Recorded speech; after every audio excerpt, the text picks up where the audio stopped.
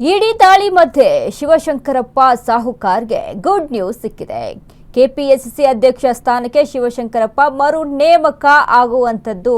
ಈಗಾಗಲೇ ಶಿವಶಂಕರಪ್ಪ ಸಾಹುಕಾರ್ಗೆ ಒಂದ್ ಕಡೆ ಟೆನ್ಷನ್ ಆಗ್ಬಿಟ್ಟಿತ್ತು ಇಡಿ ವಿಚಾರಕ್ಕೆ ಸಂಬಂಧಪಟ್ಟಂತೆ. ಬಟ್ ಇದೀಗ ಗುಡ್ ನ್ಯೂಸ್ ಸಿಕ್ಕಿದೆ. ಕೆಪಿಎಸ್ಸಿ ಅಧ್ಯಕ್ಷ ಸ್ಥಾನಕ್ಕೆ ಶಿವಶಂಕರಪ್ಪ ಮರು ನೇಮಕ ಆಗಬಹುದು. ರಾಜ್ಯಪಾಲರು ಹೊರಡಿಸಿದಂತ ಅಮಾನತು ಆದೇಶ ರದ್ದಾಗಿದೆ. ನ್ಯಾಯಾಧೀಶ ಸೂರಜ್ ಗೋವಿಂದರಾಜ್ ಹೈಕೋರ್ಟ್ ಪೀಠ ಆದೇಶವನ್ನ ಹೊರಡಿಸಿದೆ. ಅಮಾನತುಗೊಳಿಸುವಂತೆ ಸಂಪುಟ ಸಲಹೆ ಶಿಫಾರಸು ಮಾಡಿಲ್ಲ. ರಾಜ್ಯಪಾಲರು ಸಂಪುಟದ ತೀರ್ಮಾನವನ್ನಷ್ಟೇ ಅನುಸರಿಸಬೇಕು. ಜುಲೈ 10ರಂದು ರಾಜ್ಯಪಾಲರು ಹೊರಡಿಸಿದಂತ ಆದೇಶ ರದ್ದಾಗಿದೆ. 7 ದಿನಗಳಲ್ಲಿ ಕೆಪಿಎಸ್ಸಿ ಅಧ್ಯಕ್ಷರನ್ನಾಗಿ ಮರು ನೇಮಕ ಮಾಡಿ ಆದೇಶ. ಶಿವಶಂಕರಪ್ಪ ಸಾಹುಕಾರ್ಗೆ ಸಿಹಿ ಸುದ್ದಿ ಕೊಟ್ಟಂತ ಹೈಕೋರ್ಟ್. ಆದರೆ ಪುತ್ರಿಯರ ನೇಮಕದ ಬಗ್ಗೆ ನಿರ್ಧಾರ ಕೈಗೊಳ್ಳುವಂತಿಲ್ಲ. ಯಾವುದೇ ನಿರ್ಧಾರ ಕೈಗೊಳ್ಳಬಾರದು, ಹೈಕೋರ್ಟ್ ಆದೇಶವನ್ನ ಕೊಟ್ಟಿದೆ.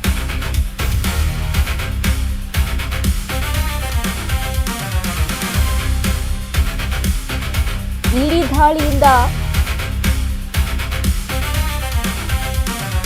ಅಮಾನತು ಆದಂತಹ ಶಿವಶಂಕರಪ್ಪ ಸಾಹುಕಾರ್ಗೆ ಇದೀಗ ಮತ್ತೆ ಗುಡ್ ನ್ಯೂಸ್ ಸಿಕ್ಕಿದೆ. ಮರು ನೇಮಕ ಆಗಬಹುದು. ಕೆಪಿಎಸ್ಸಿ ಅಧ್ಯಕ್ಷ ಸ್ಥಾನಕ್ಕೆ ಶಿವಶಂಕರಪ್ಪ ಮರು ನೇಮಕ ಆಗಬಹುದು ಅಂತ ನ್ಯಾಯಾಧೀಶ ಸೂರಜ್ ಗೋವಿಂದರಾಜ್ ಹೈಕೋರ್ಟ್ ಪೀಠ ಆದೇಶವನ್ನ ಹೊರಡಿಸಿರುವಂತದ್ದು. ಇಡಿ ದಾಳಿಯ ವಿಚಾರಕ್ಕೆ ಸಂಬಂಧಪಟ್ಟಂತೆ ಜುಲೈ 10ರಂದು ರಾಜ್ಯಪಾಲರು ಹೊರಡಿಸಿದಂತ ಆದೇಶ ಇದೀಗ ರದ್ದಾಗಿದೆ. ರಾಜ್ಯಪಾಲರು ಹೇಳಿದ್ರು ಇಡಿ ದಾಳಿ ನಡೆದಿದೆ, ಸೊ ಹೀಗಾಗಿ ಇಡಿ ದಾಳಿಯಲ್ಲಿ ಏನು ಶಿವಶಂಕರಪ್ಪ ಸಾಹುಕಾರ್ಗೆ ಮೇಲೆ ಒಂದಿಷ್ಟು ಆರೋಪಗಳು ಕೂಡ ಕೇಳಿ ಬರ್ತಾ ಇದೆ. ಸೊ ಹಾಗಾಗಿ ಅಮಾನತನಗೊಳಿಸಲಾಗಿತ್ತು. ರಾಜ್ಯಪಾಲರು ಸಂಪುಟದ ತೀರ್ಮಾನವನ್ನಷ್ಟೇ ಅನುಸರಿಸಬೇಕಾಗಿದೆ. ಸೊ ಹಾಗಾಗಿ ಇಲ್ಲಿ ಯಾವುದೇ ರೀತಿಯಾಗಿ ಅಮಾನತು ಆಗುವಂತಿಲ್ಲ. ಮತ್ತೆ ಮರು ನೇಮಕ ಆಗಬಹುದು ಕೆಪಿಎಸ್ಸಿ ಅಧ್ಯಕ್ಷ ಸ್ಥಾನಕ್ಕೆ ಅಂತ ನ್ಯಾಯಾಧೀಶ ಸೂರಜ್ ಗೋವಿಂದರಾಜು ಹೈಕೋರ್ಟ್ ಪೀಠ ಇದೀಗ ಆದೇಶವನ್ನ ಹೊರಡಿಸಿದೆ.